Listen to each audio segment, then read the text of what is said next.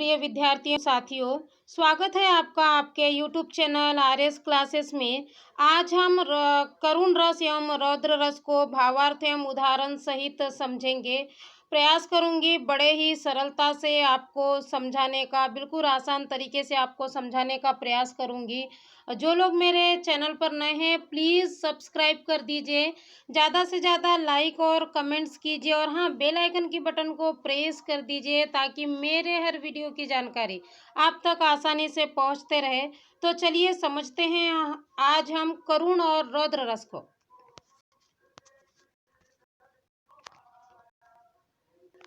रौद्र रस किसे कहते हैं, परिभाषा देख लीजिए।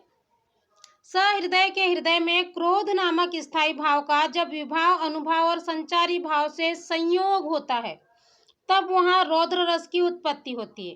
कहने का मतलब ये है कि कोई ऐसी परिस्थिति, कोई ऐसी स्थिति या किसी के द्वारा किया गया कोई क्रियाकलाप जिसके द्वारा हमें एकदम से गुस्सा आ जाए, हम अपने क्रोध पर नियंत्रण न कर पाए, ऐसी स्थिति क्या कहलाती है? यह स्थिति रौद्र की स्थिति कहलाती है और उसे हम किसका नाम देते हैं?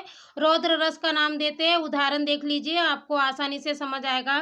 श्री कृष्ण के सुन वचन अर्जुन क्रोध से जलने लगे, सब शोक अपना भूल कर करतल युगल मलने लगे।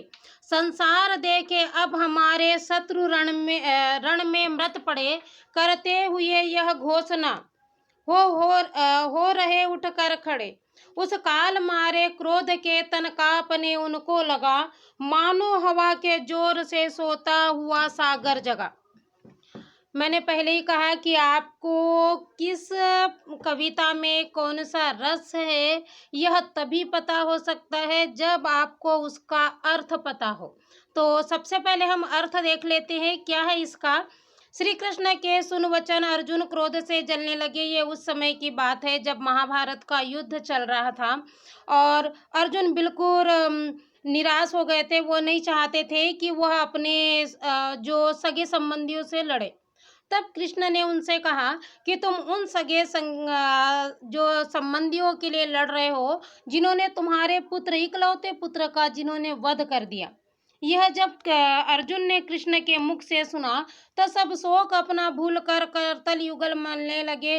अर्जुन सारा जो अपना शोक है वो भूल गए और दोनों हाथ की हथेलियों को मलने लगे। संसार देखे अब हमारे शत्रु रण में मृत पड़े। और अर्जुन कृष्ण से कहने लगे कि संसार में अब सभी लोग देखेंगे कि हमारे जो शत्रु है वो रण में क्या होंगे, मृत के समान होंगे या मृत होंगे। करते हुए यह घोषणा वे हो रहे उठकर खड़े। और इस तरह कहकर अर्जुन क्या हो गए, एकदम क्रोधित होकर खड़े हो गए। उस काल मारे क्रोध के तन कांपने उनका लगा। कहते उस समय अर्जुन की स्थिति को देखकर ऐसा लग रहा था मानो क्रोध के कारण उनका शरीर कांप रहा हो, मानो हवा के जोर से सोता हुआ सागर जगा। उनकी स्थिति को देखकर ऐसा लग रहा था मानो तेज हवा के बहाव से सोता हुआ सागर जाग गया हो और उसमें लहरें उठ गई हो। आप ये उदाहरण आपने देखा, इसके अर्थ को समझा और इसके अर्थ को समझकर आपको बिल्कुल लग रहा है कि एक क्रोधित हो जाने वाली यह पंक्तियां हैं। और जहाँ पर इस तरह की बातें कही जाती है तो वहाँ पर क्या होता है, रौद्र रस होता है। चलिए अब देख लेते हैं इसमें स्थायी भाव क्या होगा। इसमें स्थायी भाव क्या है, क्रोध है। आश्रय कौन होगा, किसके मन में भाव उत्पन्न हो रहे हैं, बिल्कुल सही, अर्जुन के मन में। विषय कौन होगा, किसके प्रति हो रहे हैं, उनके शत्रुओं के प्रति। अनुभाव क्या होगा, अर्जुन की शारीरिक क्रियाएं क्या होगी, क्रोधपूर्ण घोषणा। उद्दीपन क्या है, किसके कारण उनके जो भाव है और तेजी से बढ़ रहे, वह है श्री कृष्ण के वचन। और संचारी भाव क्या होगा, आवेग एवं उग्रता। मुझे पूरी उम्मीद है आपको ये रौद्र रस का जो उदाहरण है वो समझ आ गया होगा। हम और दो उदाहरण देख लेते हैं ताकि आपको रौद्र रस को समझने में आसानी हो। उदाहरण देखिए दूसरा, सुनत लखन के वचन कठोरा, परसु सिधारी धरेउ कर धीरा। अब जति देव दोष मोहि जोगु, कटुवादी बालक बध जोगु। यहाँ पर जो परशुराम और लक्ष्मण के बीच जो संवाद के बारे में वर्णन किया गया है। लक्ष्मण के कठोर वचन को सुनकर परशु सिधारि धरेउ कर धीरा, परशुराम ने अपना धैर्य खो दिया। अब जति देव दोष मोहि लोगु, कटुवादी बालक बद जोगु। कहने लगे परशुराम कि अब जो संसार के लोग हैं मुझे दोष मत देना, मैं इस कड़वे वचन बोलने वाले बालक का अभी वध करने वाला हूँ। आप देख रहे हैं कि यहाँ पर लक्ष्मण के वचन को सुनकर एकदम परशुराम क्या हो गए, क्रोधित हो गए। और जहाँ पर इस तरह की स्थिति होती है वहां पर क्या होता है, रौद्र रस होता है। अगला उदाहरण देखिए, उबल उठा शोणित अंगों का, पुत्री में गहरी लाली, काली बनी स्वयं वह बाला, अलग अलग विषधर काली।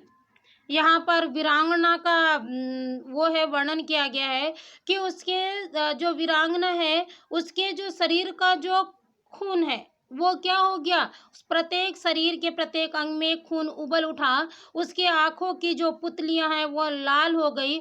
ऐसा लग रहा था कि वह स्वयं रणभूमि में क्या है, महाकाली है। और उसके जो प्रत्येक बाल थे वो ऐसे लग रहे थे मानो कि वह स्वयं क्या हो, विष को धारण करने वाली माँ काली हो।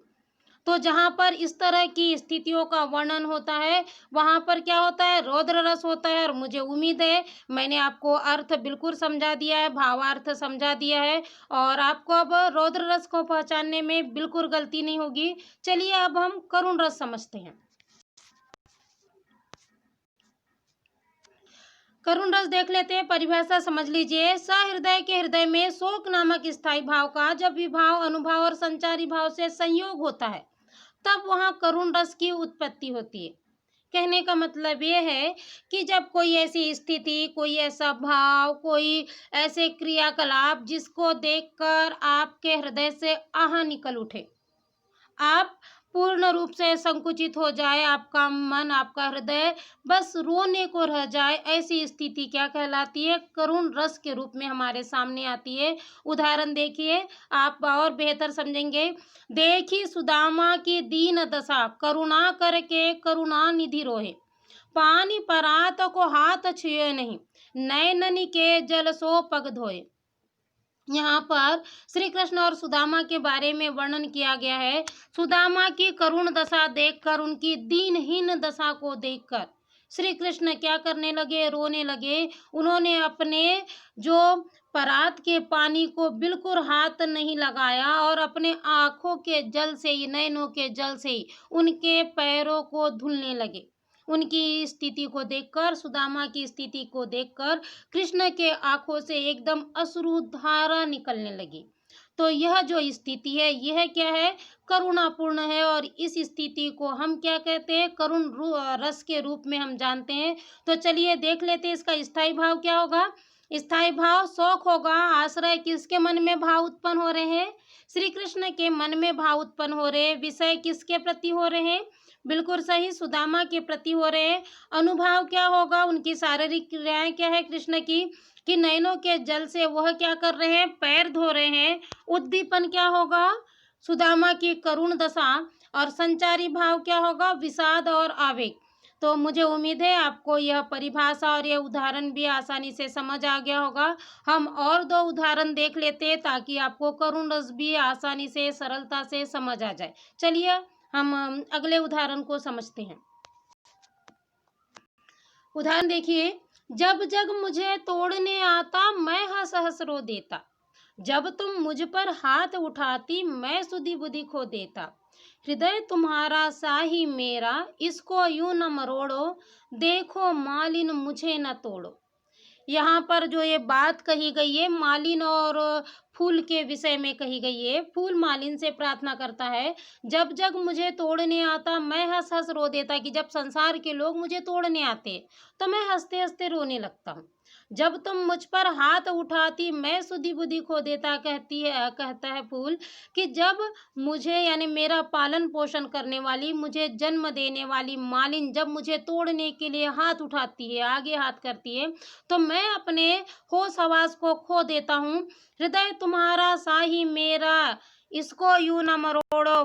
फूल मालिन से कहता है कि हे मालिन, मेरा हृदय तो तुम्हारे हृदय के समान ही कोमल है, तुम इसे मत मरोड़ो, मुझे तुम मत तोड़ो। हम यहाँ पर देख रहे हैं कि बिल्कुल जो फूल की जो स्थिति है, बहुत ही क्या है, भावुक है, बहुत ही करुण है।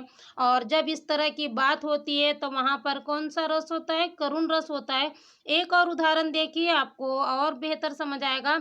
अभी तो मुकुट बंधा था माथ, कल ही हुए हल्दी के हाथ, खिले भी ना थे लाज के बोल, खिले भी ना थे चुंबन शून्य कपोल, हाय रुक गया यही संसार, सिंदूर बना अंगार।